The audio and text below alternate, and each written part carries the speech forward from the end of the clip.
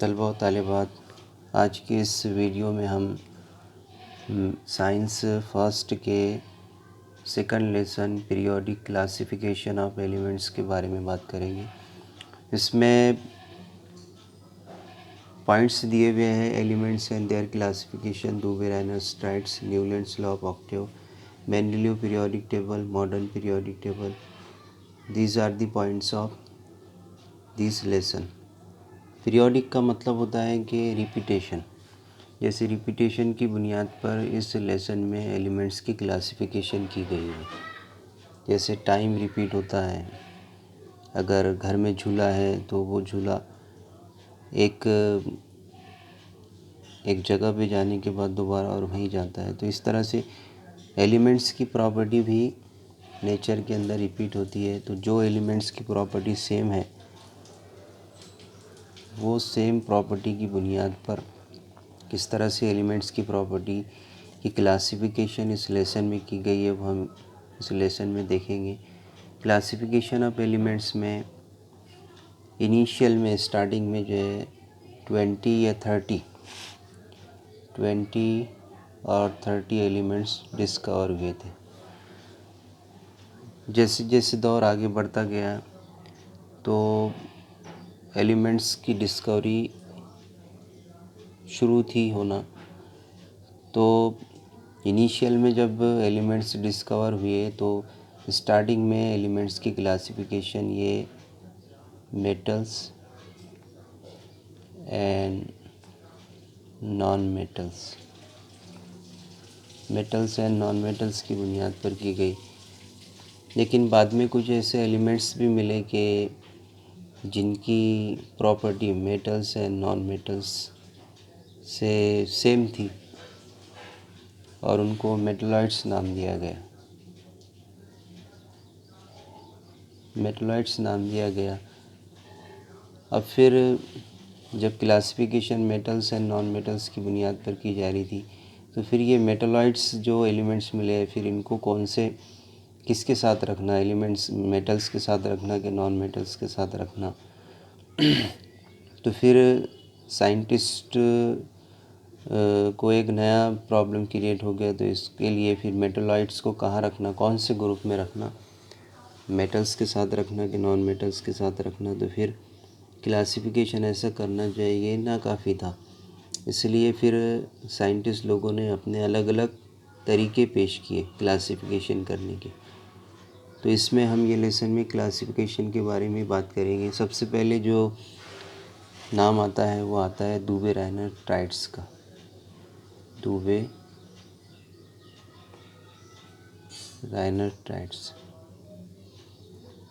दूबे-रायनर-स्ट्राइट्स ने क्या किया कि उसके 1817 में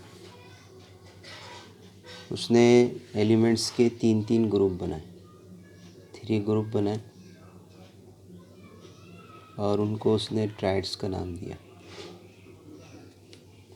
अब ये जो ट्राइड्स किस तरह से बनाए कि उसने एलिमेंट्स को उनकी एटॉमिक मास की इंक्रीजिंग ऑर्डर में रख के एलिमेंट्स के 3 ग्रुप बनाए। अब एलिमेंट्स की एटॉमिक मास की इंक्रीजिंग ऑर्डर में रख के 3 ग्रुप बनाए।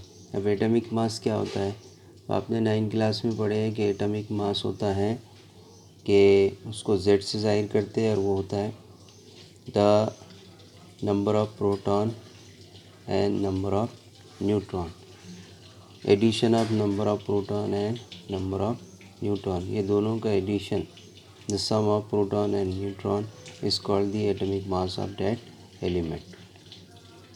तो एटॉमिक मास की इंक्रीजिंग ऑर्डर में रख के उसने एलिमेंट्स के 3 ग्रुप बना के जो है वो क्लासिफिकेशन की, और उसने इसको ट्राइड्स नाम दिया। जैसे किताब में आपको टेक्स्ट बुक भी देखना है, लिथियम, सोडियम और पोटाशियम, ये 3 ऐसे उसने उसके टाइम में 33 एलिमेंट डिस्कवर हो चुके थे। तो ऐसे उसने 11 जो है ग्रुप बनाए, 11 जो है उसने ग्रुप बनाए। तो इसमें कुछ ग्रुप्स दिए हुए हैं, 3 एलिमेंट्स के ग्रुप, जिसमें ये बताया गया है, क्या बोला है कि the atomic mass of middle element is approximately equal to the mean of the atomic mass of the other two element. जो मिडिल एलिमेंट का एटॉमिक मास होता है वो अदर टू एलिमेंट, ये दो अदर टू एलिमेंट्स के atomic mass के mean के इक्वल होता है। जैसे sodium is equal to lithium plus potassium upon 2। Mean आपको मालूम है कि किस तरह से निकालते हैं कि जितनी ऊपर नंबर्स होते हैं उतने से उसको डिवाइड करते हैं। तो the atomic in the triads the atomic mass of the middle element is equal to the sum of the atomic mass of the mean of the other two element. जो middle element का atomic mass होता है वो other two element के mean के equal होता है। तो यहाँ पे जैसे किताब में बताया गया है कि एटॉमिक मास सोडियम का ये दिया हुआ है, सोडियम का एटॉमिक मास है 23, सोडियम का 23 है, लिथियम का 6.9 है और पोटाशियम का 39.1 है। अगर आप इसको सॉल्व करेंगे तो 6.9 प्लस 39.1 अपॉन 2 तो हमको मिलेगा यहाँ पे 10, 16, 4 अपॉन 2 तो इज इक्वल टू हमको मिलेगा 23, यानी सोडियम का एटॉमिक मास हमको मिलेगा 23। इस तरह से उसने ये 3-3 के ग्रुप में एलिमेंट्स को रख के इस तरह से क्लासिफिकेशन की। लेकिन कुछ ऐसे ग्रुप थे, 3-4 ग्रुप ही इसमें सही साबित हुए। बाकी के जो 7 ग्रुप थे उसमें जो एटॉमिक मास था मिडिल एलिमेंट का वो अदर टू एलिमेंट के एटॉमिक मास के मीन के बराबर नहीं था। यानी जो उसने बोला था वो कुछ ही ग्रुप पर उसकी बात सही साबित होती थी, बाकी ग्रुप पे उसकी बात सही साबित नहीं होती थी। और ये तीनों जो एलिमेंट्स थे इनकी फिज़िकल और केमिकल प्रॉपर्टी सेम थी। फिज़िकल प्रॉपर्टी किसको बोलते हैं कि वो अगर ये तीनों मेटल है तो मेटल ही थे, तीनों गैस थे तो गैस ही थे, तीनों अगर लिक्विड है तो लिक्विड ही थे, या फिर उनकी फ़िज़िकल प्रॉपर्टी सेम थी। और केमिकल प्रॉपर्टी यानी ये दूसरों के साथ किस तरह से अमल करते हैं, पानी के साथ, एसिड के साथ, एयर के साथ, तो वो भी प्रॉपर्टी इनकी सेम थी। तो इस तरह से एक जैसे फिज़िकल और केमिकल प्रॉपर्टी रखने वाले एलिमेंट्स के उसने 3-3 ग्रुप बनाए थे।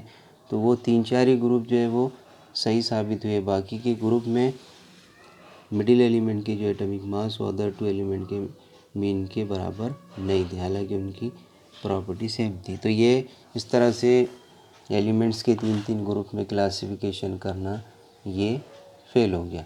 उसके बाद अगली जो कोशिश की क्लासिफिकेशन करने की वो की न्यूलैंड्स ने। Newlands law of octaves. Newlands law of Octave में इसके बारे में हम अभी पढ़ेंगे। न्यूलैंड्स लॉ ऑफ ऑक्टेव के नाम से जाहिर है ऑक्टेव की सगाया जाता है 8। न्यूलैंड्स ने भी एलिमेंट्स की जो क्लासिफिकेशन की है वो on the basis of their atomic masses, atomic mass की बुनियाद पर उसने भी जो है एलिमेंट्स की क्लासिफिकेशन की। इसने बताया कि when the elements are arrange in their increasing order of their atomic masses, when the elements are arrange in their increasing order of their atomic masses, the property of 8 element is similar to that of the first element। उसने बताया कि जब elements को उनकी atomic mass की increasing order में रखा जाता है तो जो 8 एलिमेंट की प्रॉपर्टी है वो फर्स्ट एलिमेंट से सिमिलर होती है, उसने बताया।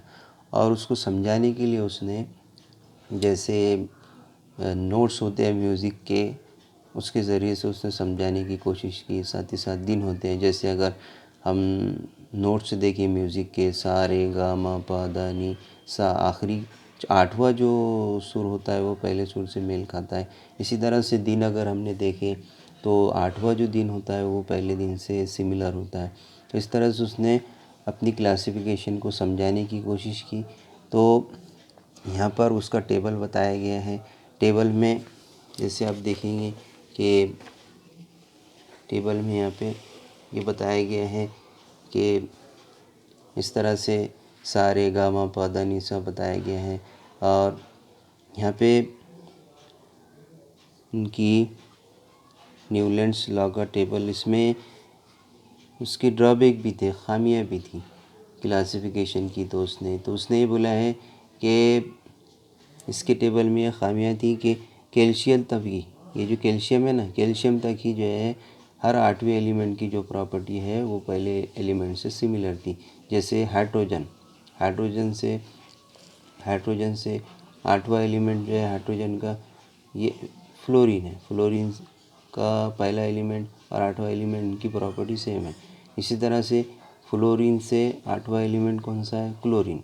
तो क्लोरीन की प्रॉपर्टी फ्लोरीन से सेम थी, सोडियम की पोटाशियम से थी। लेकिन मैग्नीशियम से 8वां जो एलिमेंट है, और मैग्नीशियम के हिसाब से पहला, दूसरा, तीसरा, चौथा, पाँचवा, छठा, सातवां, आठवां, तो मैग्नीशियम से 8वां जो एलिमेंट है कैल्शियम, इसकी प्रॉपर्टी और इसकी सेम थी। लेकिन कैल्शियम के बाद हर 8वां एलिमेंट इसकी प्रॉपर्टी उसके पहले वाले एलिमेंट से सिमिलर नहीं थे। यानी कैल्शियम तक ही जो है ये क्लासिफिकेशन सही साबित हुई। कैल्शियम उसके बाद वाले जितने एलिमेंट है उसमें हर 8वें एलिमेंट की प्रॉपर्टी वो पहले एलिमेंट से सिमिलर नहीं थी। यहाँ क्रोमियम की प्रॉपर्टी एल्यूमिनियम से मेल नहीं खाती थी। इस तरह से उसका टेबल क्लासिफिकेशन करना कि 8वां एलिमेंट पहले एलिमेंट से सिमिलर प्रॉपर्टी रखता है, वो फेल हो गया। इस तरह से उसने क्या किया है कि कुछ ऐसे एलिमेंट्स एक जगह रख दिए, जैसे कोबाल्ट और निकल, सिरिलियम और लेंथनम, कि जिनकी प्रॉपर्टी सिमिलर नहीं थी, उनको एक ही साथ उसने अपने टेबल में रख दिया। कोबाल्ट और निकल, ये इनकी प्रॉपर्टी जो है वो कोबाल्ट और निकल को साथ में रख दिया। इसी तरह से ऑक्सीजन, यहाँ पे देख रहे हैं आप, सेलेनियम और लेंथनम, इनको भी एक साथ में रख दिया। उसके बाद जब नए एलिमेंट्स डिस्कवर हुए तो उनको इसके पीरियोडिक टेबल में जगह नहीं दी। The properties of the new element discover later did not fit in the Newlands law of octave. अगर कोई एलिमेंट डिस्कवर हुआ उसको अगर यहाँ रख दे रहे, कहीं पर भी रखते तो ये पूरा एलिमेंट जो है पीरियोडिक टेबल पूरा डिस्टर्ब हो जाता। इसलिए इस तरह से क्लासिफिकेशन करना कि 8वां एलिमेंट पहले एलिमेंट से सिमिलर प्रॉपर्टी रखता है, ये भी फेल हो गया। ठीक है, इसके बाद हम देखेंगे मेंडलीव पीरियोडिक टेबल।